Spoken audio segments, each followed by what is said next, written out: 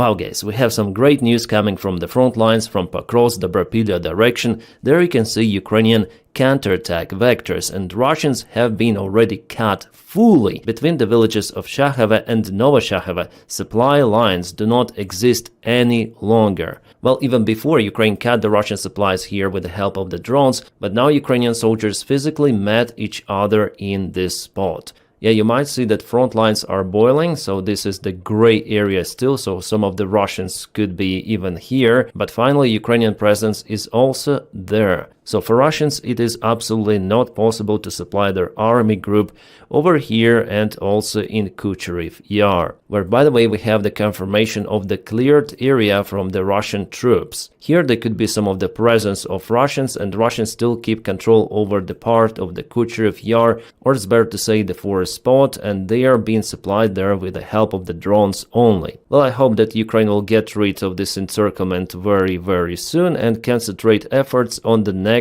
piece of pie. The same confirmation we have from the deep state military map source, so it was yesterday, it is today. Ukraine gained some of the ground, confirmed, Novoshakhove totally liberated, and here Russian supplies were absolutely cut. So after all, I was correct with my idea that Syrskyi went to Pokrovsk Direction. He met with Ukrainian commanders there, including the chief of Ukrainian drone army Magyar, that they are planning something big, and this big is already happening. One more stage of Ukrainian counterattack in Pokrovsk Dobropilya. For now, Russians are unable to withstand Ukrainian strikes, and they are losing the territory here little by little. So this part is absolutely successful for Ukraine. Russia already lost here almost 2,000 of the troops, and they continue to lose those even now. And I don't see the way for them actually to save their forces in Kucherev Yar and in this encirclement. Also, I would say between Sukhetsk, Zatushek, Fedorivka, Boykivka and Razine, there is also the risk for Russian forces to be cut completely. As we know, supplies here are almost impossible for Russians to conduct. So to save this disastrous situation for Russia, there is only one solution possible for the Russian army commanders, is to gather the forces they are accumulating not far away from Donetsk and start one more huge jump on Ukrainian positions, also puring the forces from this side. But still they hesitate for now, at least, because it is very risky. It might bring them even more losses. But Zelensky says that Russians are getting ready even for that operation, which could be started this fall. But here Russians have their attack vector towards Novopavlovka, Toretsky and Sofiivka. I've told about it a couple of days ago that definitely they try to get more ground, and actually they occupied Poltavka here, but for now we see that they do not pour lots of the forces here in this attack vector, so I see it as an attempt from Russian army to find the weak spots in Ukrainian defense. It looks like the planning before big strike, which I'm sure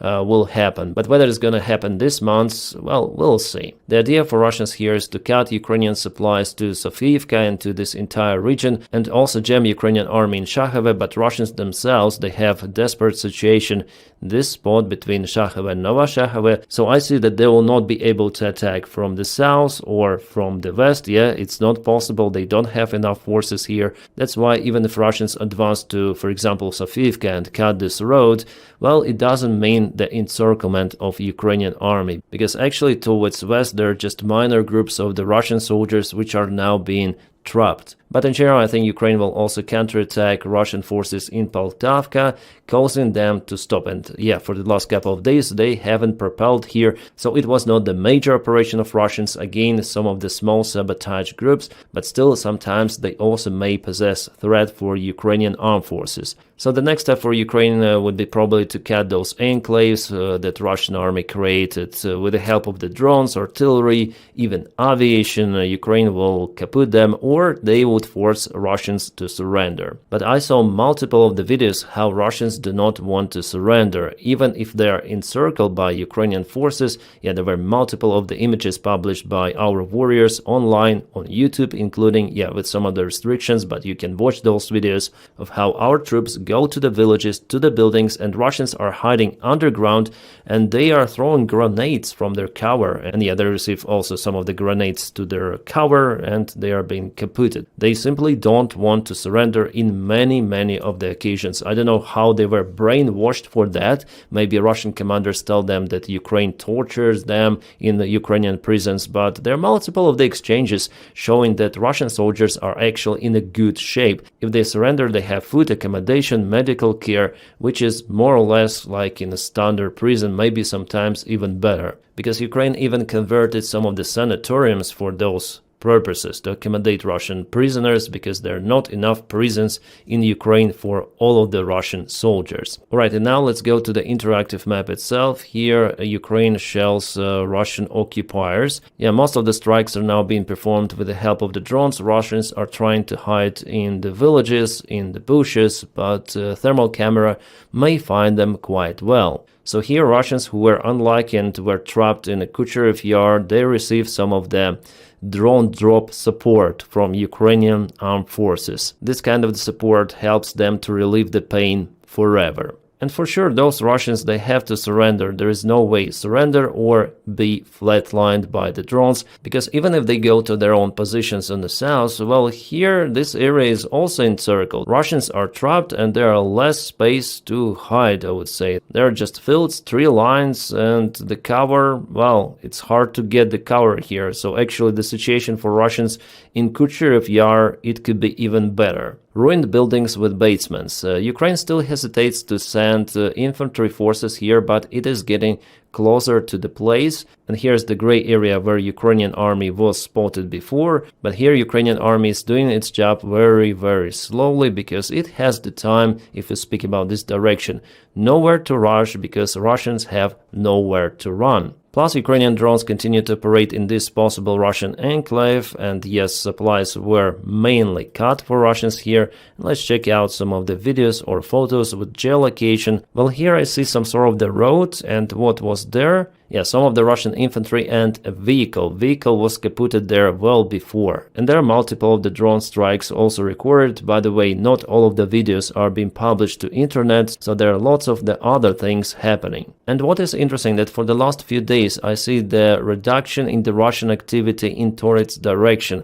Mostly Ukrainian army uses drones, artillery, and even Ukrainian infantry was spotted at the very border of Kryvyi River. It's very interesting why Russia lowered its activity in Konstantinovka and Pokrovsk Direction, because the last week they managed to expand this gray zone closer to Konstantinovka. Well, Russians continue to use their drones and aviation strikes, but here in Pokrovsk they're quite calm. Well, if you may use the term of calm, and usually this calmness is before the thunderstorm. And I think that soon Russians might definitely start their massive offensive maneuver in Pokrovsk Direction and Konstantinovka, because those are two main settlements which are located in those kind of the pockets, yeah? And Russians crucially need to occupy those to propel further to, for example, Kramatorsk and Slavyansk. They cannot leave Konstantinovka and Pokrovsk behind. Guess we're gonna return to the Frontlines review. Just want to announce the news coming from Magyar. He announced the massive reform in several of the regiments and expansion. I mean, they will hire more of the personnel and obtain more of the gear. For now, Magyar says that just 2% of Ukrainian army is the drone army, if we speak about people involved as well as resources. His goal is to make it at least 5%, so Ukrainian drone army will be the most capable probably in the world, expanding by more than 2 times, and I guess Ukraine in this case will be capable to cut Russian assaults completely. I mean, even small territorial grounds for Russia would be impossible to achieve in this case. If the goal is achieved, the goal is to build the entire death zone all across the front lines. And for this, drones are the best tool, so Magyar does his job perfectly. Alright, and here's the Ukrainian aviation in action in the village of Uspenivka. This is Pokrovsk Direction. Again, gliding aviation bomb. Thankfully, Ukraine still has lots of them, made in France and United States of America. Our Western partners, thank you. But Russia also masters the gliding bomb technology, and they have big bombs, huge bombs, up to FAB 3000, I guess. So our allies also need to increase the size and came out with new modules for those big bombs. And now let's go to the front lines, because there is the direction where actually Russians take the ground. It is happening in Dnipropetrovsk region. Over here they advance towards Verbova village and put their flags out there. This video comes from Russian channels. You can see a Russian flag there and geolocated village of Verbova. For now it's in a gray zone, and Ukraine put some of the artillery fire, I guess, over there. Or maybe those are the drone drops. I wonder they could put those Russian soldiers who came there with flags. Yeah, also the same village of Verbova. If we check out the same area from the Deep State military map source, you can see that every day, so I'm clicking every day update, and you see how Russia moves there. So the advancement is kind of big. Let's check out for 1 month. Yeah, September the 1st it was. Yeah, you see, quite substantial movement of the Russian army here. I would even call it a breakthrough, and the main aim for Russians here is Pokrovsk. Yeah, it's the similar name as Pokrovsk, just at the end. But as Pokrovsk in Donetsk Oblast, here Pokrovsk in Dnipropetrovsk region is also quite important. It is a crossroad and connection. Russia tries to cut supplies for Ukrainian army, but the Ukrainian army, according to the recent information, is sending more reinforcements to stop Russians somewhere in Verbova. Well, at least we have this data coming from one of the OSIN analytics. 110th Mechanized Brigade of Ukrainian Army is going to fight in this direction. They have lots of the tanks, BMPs and infantry. The main task is to stop Russian advancement towards Pokrovsk. Yeah, for now Russians are successful here, but they are not reaching the main Ukrainian defense lines. The main line goes before Pokrovsk and to the south, and then here, somehow like that. I did not specify locations, I just saw some of the images from it. So here is the area of responsibility of 110th Brigade. It's already been almost fully deployed there, and the units of this brigade are already in operation near Olhivska village, so it's towards the south, not in Verbova itself, but the southern area they decided to send it. Okay, we'll see with the future update of what is going on in this direction. There is the hope for Ukraine to stop this Russian attack, the major one, yeah? Oh, in Verbova 110th Brigade operates as well, so the image that I showed you with some of the households with Russian army being kaputted, that's 110th Brigade in operation. Interesting. The front for this brigade is quite long, so they dispersed their forces, unfortunately, but Ukraine is a lack of the resources. You might remember that the day before yesterday I've told you about the Russian helicopter which was kaputted by Ukrainian drone intercepted mid-air. Well, we have a detailed location of where it happened. It happened in Nadiivka village. Helicopter went down and burned completely, but we have some extra information provided to us by some of the Russian propagandists. Yesterday they got some of the podcast on Russian Sputnik radio. It's also a Russian propaganda, where one of the Russian military bloggers stated that all except 2 people perished in that crash. Only navigator and flight engineer were capable to evacuate from the helicopter. On board of the helicopter there were some of the paratroopers. They do not specify the number of those. Paratroop division VDV, and all of them were flatlined, together with the captain of this helicopter, who was 27 years old, as they say. So he landed the helicopter but was not able to leave the cockpit. He was blocked in his place and burned down together with helicopter. Oh my god, is it a proper way to wear the headphones? Russian podcasters. By the way, the mics are great. And about the Counterattack direction, Kharkiv Oblast, Russians stopped moving for the several days. Moreover, they tried to bring some of the artillery systems, and all of them were kaboomed by Ukrainian drones.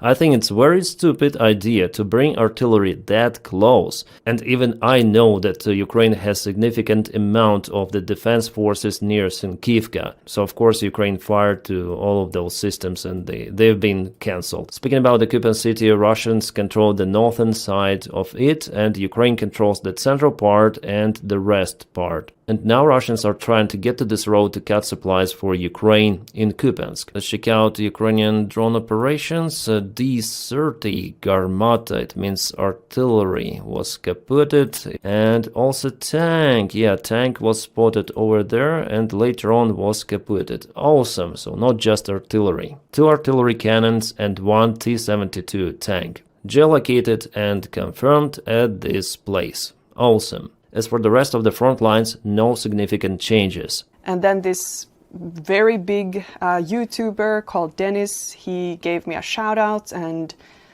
things got out of control. Yeah, sorry Emanea, but I do it once again. Guys, she returned back to YouTube. I did the shout out to her channel a long time ago, and finally she returned back on YouTube. There were some of the troubles with her channel, and why I quit YouTube explains it perfectly. So I recommend you to check out the video description.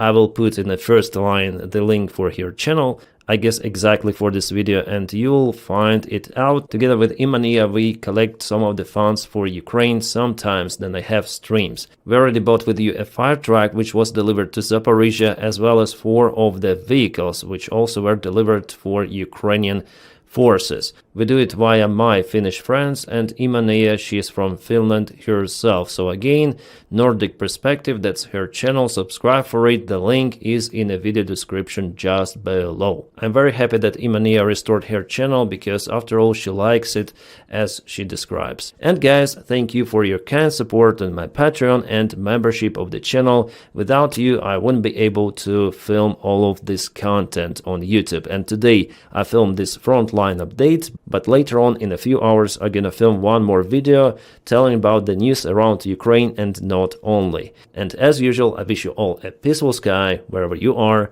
and have a great time.